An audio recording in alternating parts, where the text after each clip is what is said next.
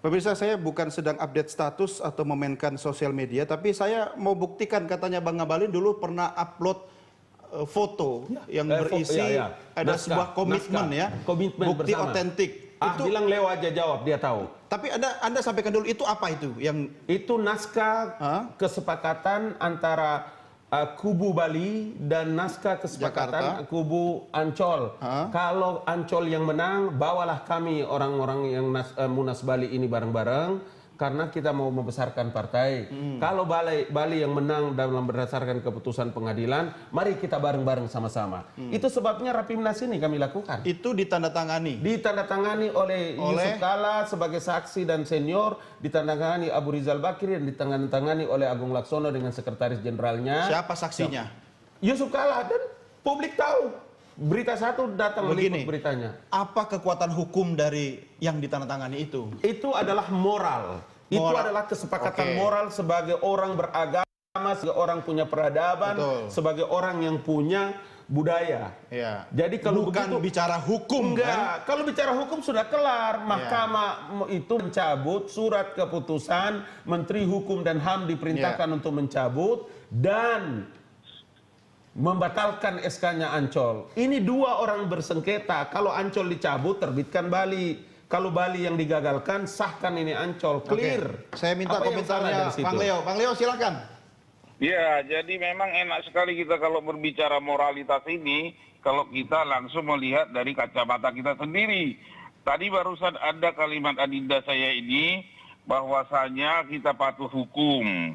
Kalau patuh hukum, adikku, 23 Maret tahun lalu keluar keputusan Mahkamah Partai dan diamini oleh Menteri, sudah selesai, tidak ada lagi gugatan kalian, sudah selesai persoalan Golkar ini. Tetapi karena kalian buat lagi melalui Jakarta Utara, jadi panjang, semua orang tahu pengadilan kita ini bagaimana.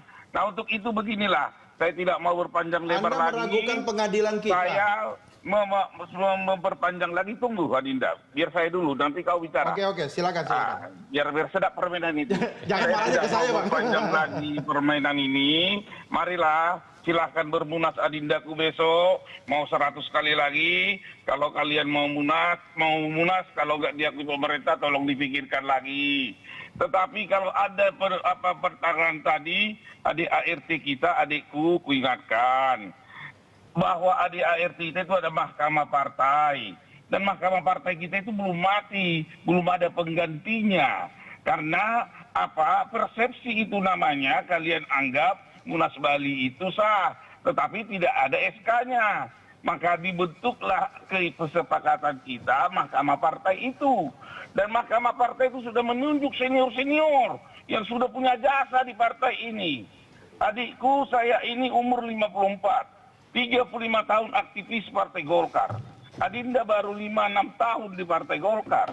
Adinda dulu partai lain. Ini yang terjadi di partai kami ini. Jauh sekali sepertinya ini.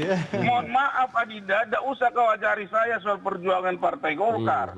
Tetapi kalau bisa saya bermohon, marilah kita apa yang diputuskan nanti malam oleh transisi. Mau munas kita bersama, di situ kita Adinda duduk bersama. Kalau kalian merasa benar, silahkan maju terus. Mari kita lihat. Tetapi kami nanti yakin, malam ini akan ada pertemuan itu dan memutuskan panitia pelaksana Munas dan akan mengundang kedua belah pihak. Siapa nanti yang terkuat, itulah nahoda Partai Golkar. Baik, begini. Anda berdua menyatakan mewakili kepentingan rakyat, suara rakyat. Jangan lupa di atas itu ada suara Tuhan, begitu kan? Vox Populi, Vox Dei. Kita dengar aja suara rakyat langsung melalui sambungan telepon. Sudah bersambung bersama kita Pak Wawan dari Makassar. Pak Wawan, selamat malam. Malam. Agak kareba, Pak. Kareba, Pak. Silakan, Pak. Pertanyaan atau komentar? Pertanyaan. Silakan. Komentar dulu. Ini Golkar harakiri. Harakiri karena elit-elitnya, khususnya Agung Laksono. Apa manfaatnya Agung Laksono selama ini Golkar?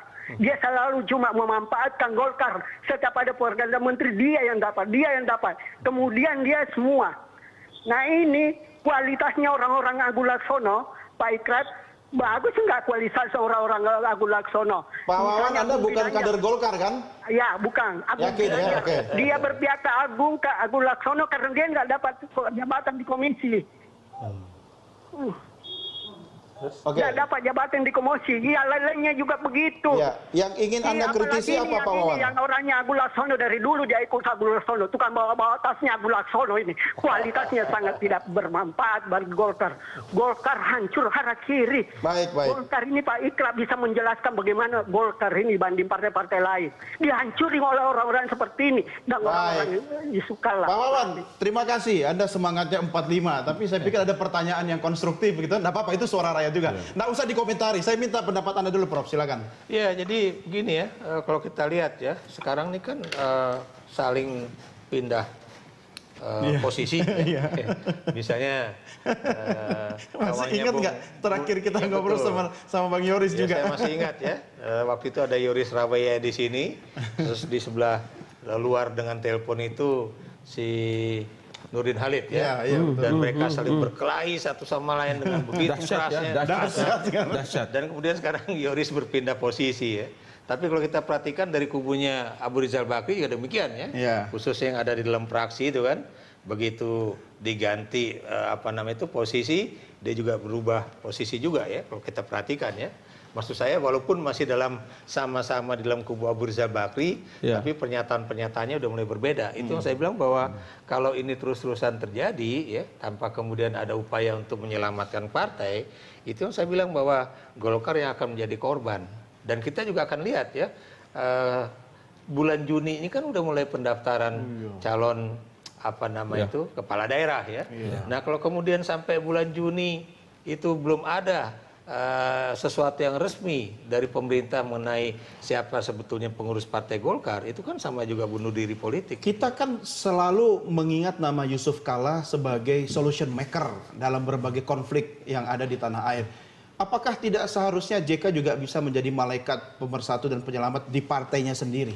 Iya, usaha itu udah berkali-kali ya, kalau Anda perhatikan ya. Kok lebih susah daripada damaiin yang lain itu gitu? yang bisa menjadi satu pertanyaan. Dulu kan asumsi yang selalu ada di dalam pikiran kita, ya, baik itu pengamat politik maupun dalam orang Golkar, itu adalah Golkar pasti bisa menyelesaikan persoalan internalnya sendiri. Betul. Ya. Dan itu muncul misalnya dalam kasus ketika Abu Rizal Bakri terpilih dan kemudian Surya Paloh tidak terpilih ataupun yang sebelum-sebelumnya ya, itu ada jalan keluarnya sendiri-sendiri ya, apakah itu bikin partai baru atau kemudian mereka menyatu kembali. Tapi yang konflik yang terakhir ini buat saya rupanya asumsi itu mulai menjadi satu pertanyaan kita ya. Kenapa? Pamornya JK menurun atau konfliknya terlalu dahsyat? Kalau buat saya konfliknya terlalu dahsyat ya, masing-masing pihak tidak mau mundur setapak. Padahal untuk Golkar maju ini kan belakang. kampusnya parpol-parpol di Indonesia kan?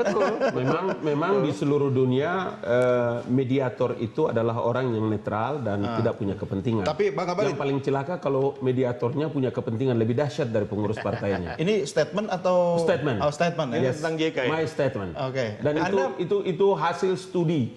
Studi. Kita orang sekolah di Universitas Indonesia dan melakukan studi di Statement mana-mana. Anda dasarnya mengarah kepada siapa? Tidak, saya mau bilang seperti konflik Israel sama Palestina.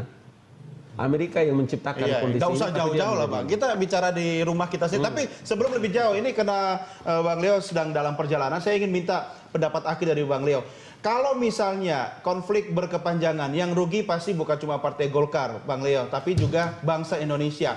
Apa solusi yang bisa Anda berikan kepada Bang Ngabalin yang ada di sini, yang paling tidak sama-sama ngotot? Kira-kira apa? Pertama, terima kasih kepada Bung Wawan yang dari Makassar. Terima kasih. Saya kebetulan alumni Lemhanas. Di sana ada motto kita, Tanhana Dharma Magwa. Kebenaran itu tiada yang mendua. Ya. Sabarlah, 3 bulan Maret sampai bulan Maret maksimum akan ada Munas yang akan dipimpin transisi dan akan mengundang tingkat 1 dan tingkat 2 dari Pak Agung Laksono dan Pak Abu Rizal Bakri. Dan akan menentukan siapa nanti nakoda partai ini.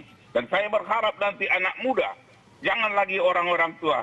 Itulah kalimat terakhir saya, dan saya percaya kepada bangsa ini bahwa transisi akan ada berjalan dalam 1-2 bulan ini yang dipimpin oleh senior-senior Pini sepuh yang berjuang untuk Partai Golkar, nama-nama besar, dan itu kami yakini. Di luar itu kami berdoa semoga besok Rapimnas Pak Ngabalin dan Abu Rizal silahkan berjalan dengan baik dan mudah-mudahan bermanfaat untuk kelompoknya. Terima kasih. Tuhan Akhirnya memberkati. ketemu ada doa buat Rapimnas kan? Oke, baik. Khusus buat Anda, Bang Leon Abapan, terima kasih sudah bersama kami. Selamat malam, sampai berjumpa lagi. Selamat Nah, pemirsa, malam, selamat malam. kita akan lanjutkan diskusi kita di segmen berikutnya. Sesaat lagi, tetap bersama kami di Prime Time Talk.